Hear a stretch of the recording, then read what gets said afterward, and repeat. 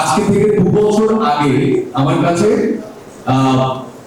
মুম্বাই বলে বম্বে বলে একটা শহর থেকে একটা অডিশনের একটা মেসেজ আসে।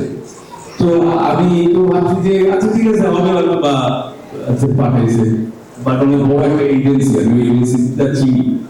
লং স্টোরি শর্ট, বুঝলাম যে এখানে বাংলা ছাড়াও হিন্দি, ইংলিশ, উর্দু 3 ভাষায় আমাকে অভিনয় করতে হবে, ডাবিং না, অ্যাক্ট পারফর্ম করতে হবে।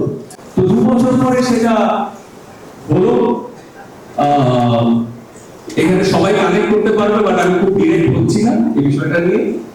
অ্যাকচুয়ালি 2024 এর মে মাসে ওটা কনফার্ম হয়। 2024 এর নভেম্বরে I flew to Mumbai, and 25 এর মে 12 আমি ফিরেছি।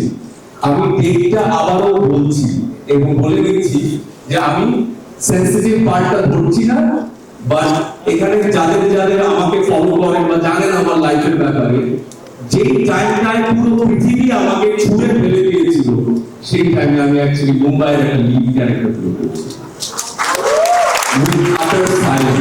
আমি এখন অব্দি, ওটার নাম জ্যাজ সিটি, ওটা সোনি লিভ বলে একটা প্ল্যাটফর্ম আছে, যেটা মার্কেট বাংলাদেশে না, বেসিক্যালি ইন্ডিয়ান প্ল্যাটফর্মে ওটা ওখানকার জন্য